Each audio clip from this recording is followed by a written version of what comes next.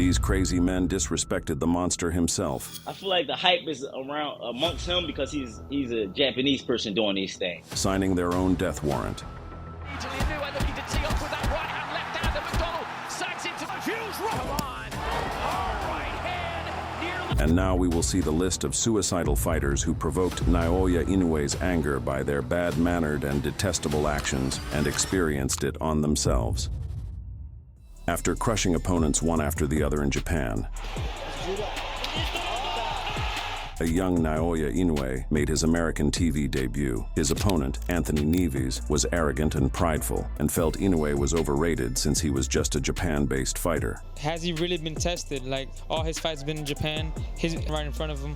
You know, everything went his way. You know, he's at home, lower weight class, so... Finally, the time came to put words into action. Instantly, the monster stalked his American opponent, setting the tone for the contest with his powerful jabs.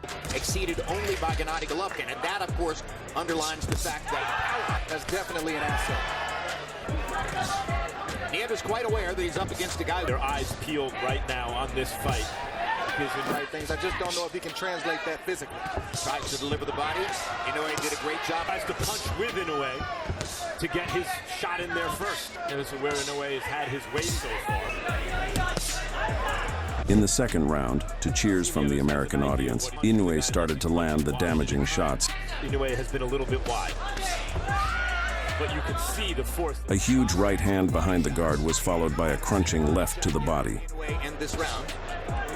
Now he goes downstairs and comes back up, having his feet flat on the canvas and maximizing the power in his punches. Neves did try to return fire with fire in front of his home crowd. Just with that hard right hand off the jab. Nez trying to come back with some body shots. One guy is coming up from below the flyweight division, and the other guy's coming down from 122 pounds. But the monster had won the fans over, finishing the round with powerful left hooks that left the Cleveland native badly hurt up against the ropes. Body placement rather than power. Now combinations. In the third, the 24-year-old Inoue crushed his foe with huge combinations to the head and body, with little concern about anything that may come back the other way. Unofficially, not surprisingly, has now Inoue with a little bit lift over the top and get it down to the base. Just did something you occasionally see Gennady Golovkin do. Saw that to give it a little bit lift over the top and get it down to the base. Now there's a perfect uppercut. Use kind of classic technical defense. Inoue was intent on showing to the American audience that he is not to be taken for granted. Be a problem down the stretch if he continues to fight in his early to mid-30s. He'll have to make those. When he throws it. Oh, and it sets up a tight puncher until he gets his guy hurt, and then he throws in combination. I like that. It's a way here in this round or next, because it's a lopsided. In the fifth round, a thumping left hook to the body and another left hook sent Neves to the canvas and made him rethink all his trash talk. Right there, and here Inoue has it ready to go to the body. Yep, there it is. The Cleveland man returned to his feet and survived a minute of stinging body shots. Exactly. On the band of the body right now. He'll protect the head, but the body can't move. And there's another one. Another left hook to the body. Another left hook to the body. The American fought on to hear the bell and sluggishly returned to his corner. He's only throwing one hook at a time, and what Andre did against Kovalev is 3. The one-sided domination continued in the sixth round as Inoue, in complete cruise control, walked down Neves. See a little bit of inexperience from Inoue, only having 13 fights. Good right hand right there. To the body, and Neves looked at him like, wait, Body. Listen to the sound. And took his chance to taunt his enemy for the disrespect. Move to his side right there. That's why you got to switch it up. If you want that shot, you got to go away. Things from me. In the ring. Come to me. Come to me. I'm ready for the knockout right now. And it's only going to get worse as this fight progresses. After the ringing of the bell, the American's corner rightfully decided he had taken enough punishment. It has a decision to make. And he has made the decision. That's what happens when you disrespect the monster. Relishing the chance for a second belt, Inoue went up to bantamweight to fight the British Jamie McDonnell. Being from Japan, many Western fighters make fun of Inoue. Well, this fighter in particular tried to ridicule the Japanese fighter's name, acting as if the monster's easy names were too difficult to pronounce. Was it you didn't know who he was? I didn't. I still don't even know I can't pronounce his first name. I just call him Inoue, yeah. Well, in just a few rounds, McDonnell will know more about Inoue than he had imagined. Being the much taller fighter, the Brit tried to keep it long with jabs. To see from McDonnell just keeping it long. but it didn't take long for Inoue to break through the range of McDonnell and introduce himself. Looking for that right hand, looking for the left to the body as well early on. That's a danger shot for Inoue. Stepped up from super flyweight, Inoue. Once Inoue started connecting cleanly, the British fighter's pride was completely thrown out of the window. Grounded at the moment, heavy left on the top of the head there, and his legs seem a little bit shaky here. A minute and a half into the first round. If he couldn't pronounce the Japanese fighter's name, he was now familiar with the monster he was facing in the ring. Retreats to the ropes immediately. Inoue looking to tee off with that right hand, left hand, and McDonnell sags into the ropes again. After a barrage of brutal shots against the ropes, the second knockdown was the end of the fighters getting to know each other in the ring. Jumped in and waved this off inside the first round.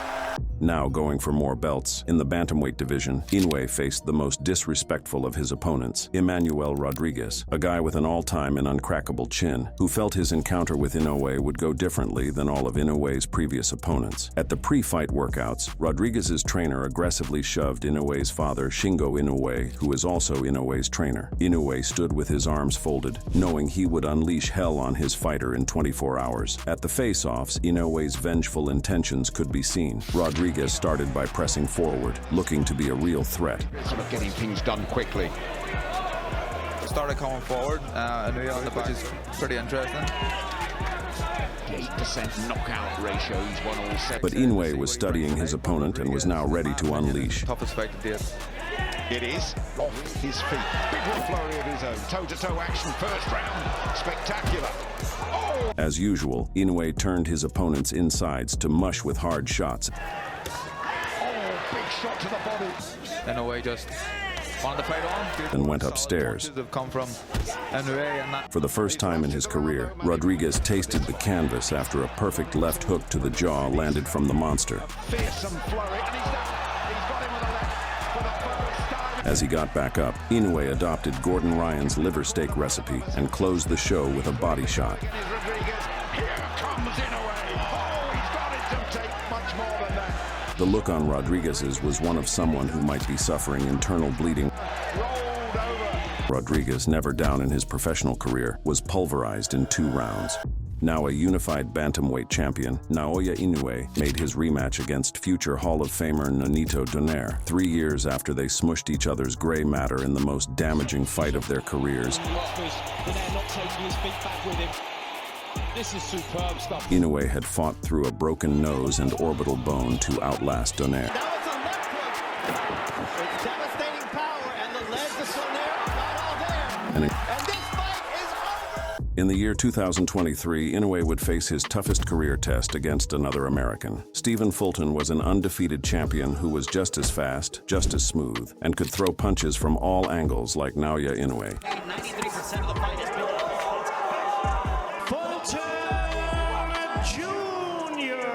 In the lead up to the fight, Fulton felt Inoue was massively overrated. I feel like that's the hype is around because of that.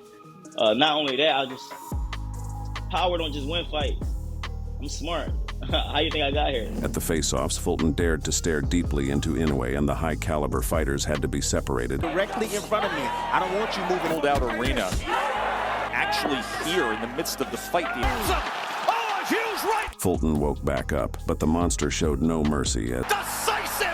Cruising to a perfect 26-0 record, Inoue fought in front of his home crowd in Japan in the Tokyo Dome Arena, against a fighter who was hated by Japanese fans. The tension was evident from the ice-cold final face-off earlier. His foe was Luis Nery, a cocky Mexican fighter who had tested positive for a banned substance and missed weight in 2 wins over another Japanese boxer, Shinsuke Yamanaka. The Mexican was booed by Japanese fans inside the Tokyo Dome. The Japanese fans wanted revenge from the King of Vengeance. In the first round, the cocky fighter came out swinging hard. In a shocking twist, Inoue was knocked down for the first time in his career after being caught by a huge left hook from Nery. To the panic of the Japanese fans that night, Inoue for the first time showed his ability to emerge victorious from a duel of smoking barrels.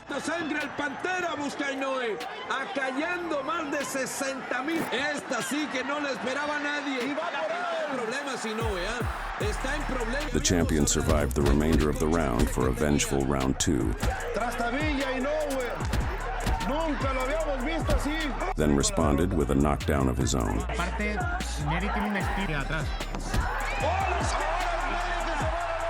By round 3, Noaya was ready to close the show.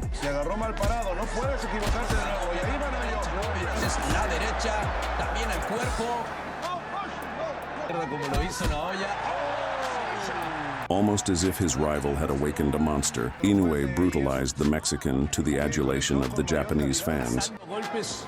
Ha pasado bien esa mano izquierda en volado. El bombazo. Ahí el volado. Jugando el mexicano. Lo prometió Renato, te vas o me voy, ahí están los... El mexicano en combinaciones. Le dice, ¿qué? Eso es lo que trae. Aquí voy. Eso se va a acabar. Proving to be perhaps the fastest boxer in the world, an uppercut followed by a right hand ended the violence affair. Va a buscar el knockout, Oli. No.